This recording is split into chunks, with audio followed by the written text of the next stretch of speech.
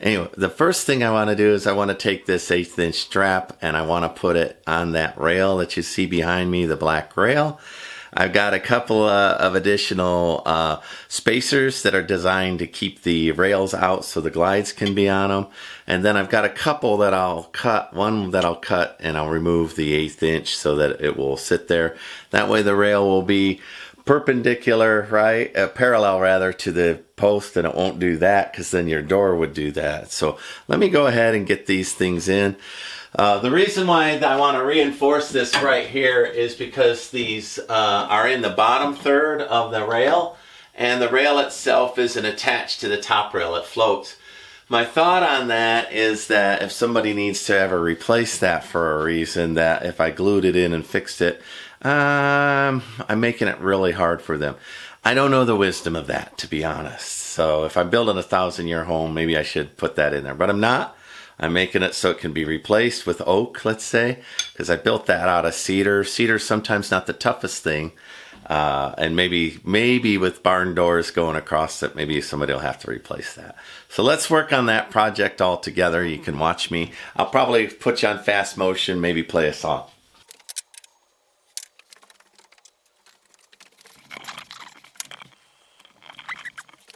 So put the strap down so I have that distance. I put the spacer down so I have that distance. And then I'll put a little screw in there and then I'll turn it. That should score the paint for me. You'll see that I've got a little scribe mark in there. So let's go ahead and get that cut off.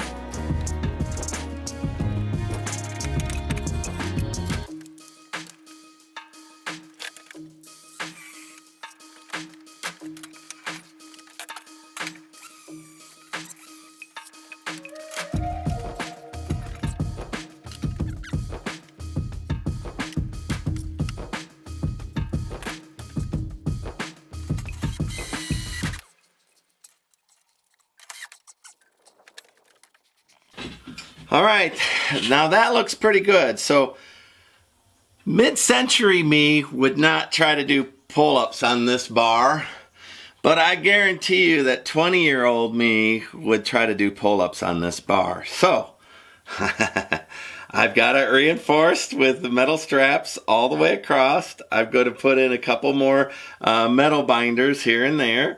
And hopefully, whatever young buck decides to do pull-ups from this thing, he's not over 300 pounds. Let's see. I'm 200 and some odd pounds. Let me do one pull-up. All right.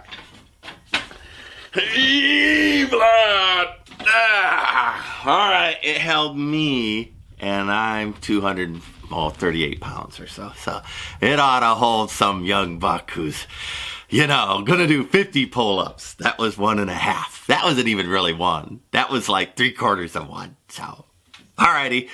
Let's go ahead and finish up just a little odds and ends, get these doors hung so they're out of my way so I can start finishing drywall. All right, well, now that I have all of the reinforcement up in the rails, I'm ready to hang these doors. This may not be the final position for the doors, but it's where I'm hanging them now to get them out of the way. They'll have time to bump around.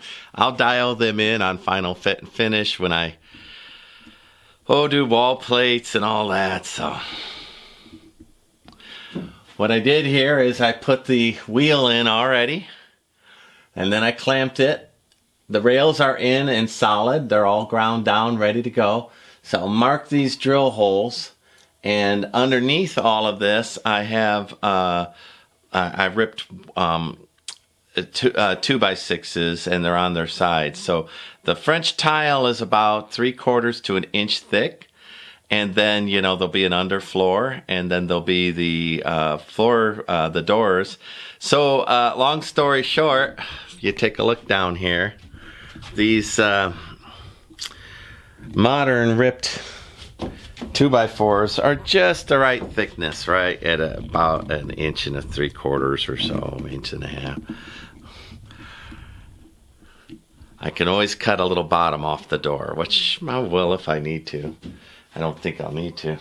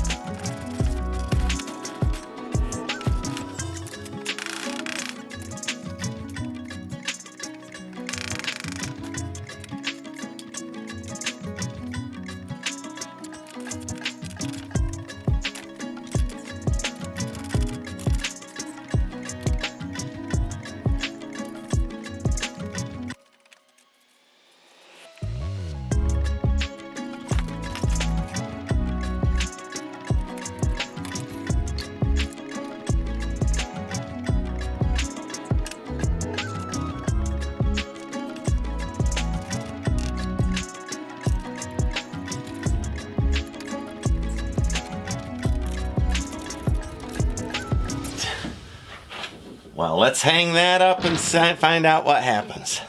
I don't have bump stops on it, so I got to be careful I don't roll it off. Let's find out if it will roll. Hey, I got an idea. Leave your T-square in the way while you're doing super heavy work.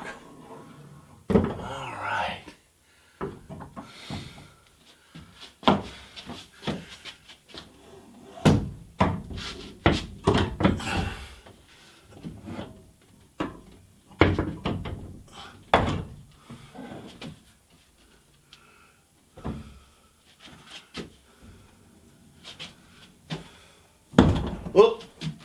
I rolled it right off the bump stop immediately. Alright, so there it is hung. Now, it's not balanced, it's touching. There's all kinds of things I don't like about this. But I will dial it in, and then it falls off the bump stops because there aren't any, right? So it falls off. But I mean, this is concept. Looks pretty darn good. let's get the other big heavy door up, and I'll put up bump stops and get it all shielded and protected and all that good stuff.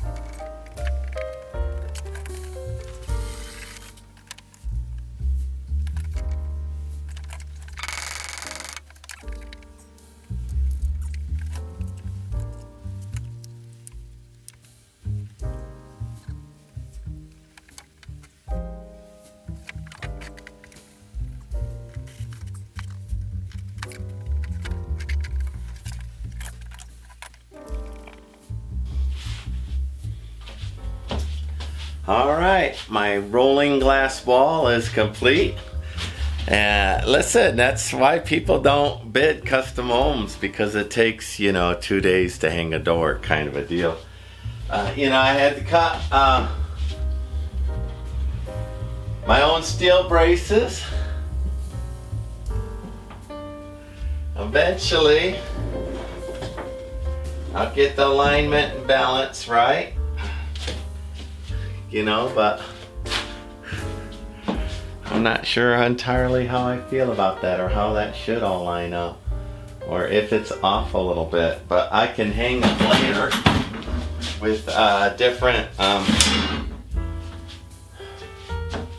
square things up, make sure things fit right. But for now, that will do. I suspect most of the time this will stay open. But for now, it'll be okay. It'll just let everything balance, let everything hang. I'm happy with it. I can finish the drywall in here and move forward. We'll definitely need some fit and finish, that's for sure. Well, there we go. It's hung. It's almost perfect. It's not bad. I'm a perfectionist, so all I see is the flaws. But, you know, it's definitely opaque enough. I'm not worried about the facilities needing additional screening. And yet it still allows a little bit of airy light in there. So that concludes the setup of my 7 or 8 or 12,000 or 17,000 glass wall, depending on what you find online. The cheapest I found that was shorter than this was $2,100.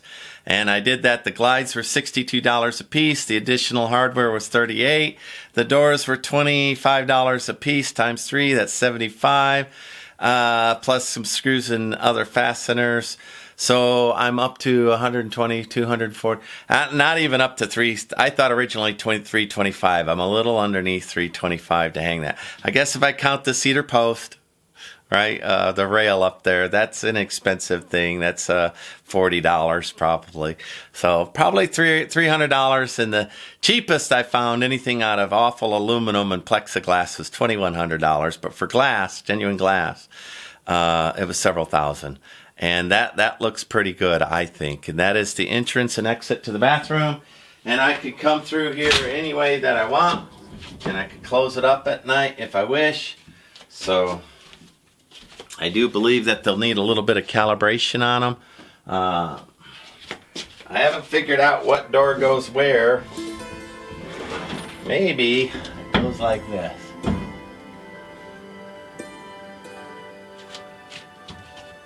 I don't know. I haven't figured that part out yet.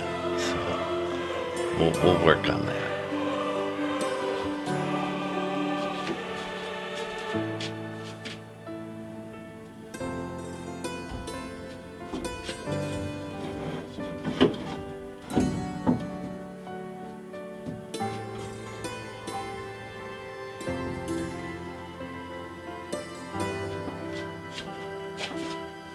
The other option, if I decide I don't like that door, is for me to build out the wall a little bit, a pony wall on this side, and I could even put a little stained glass work on the side of it, along the post there, just to make this door fit. So there's options, but you know, they're out of my way. I can continue on with the construction build. They're safe. Man, I have moved these around 1,000 times during the build, so it's nice to not have to move them around. I kind of sort of like my idea of right off the reel of getting rid of that middle door, and then just over here on this edge. In other words, this would be the only door that would slide. Well, that's kind of a big area.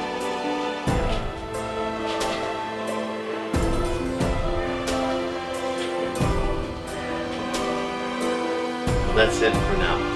Alright, thank you, Internet. Like, subscribe, follow me along. This is Steve at 1000 Year Home. Bye.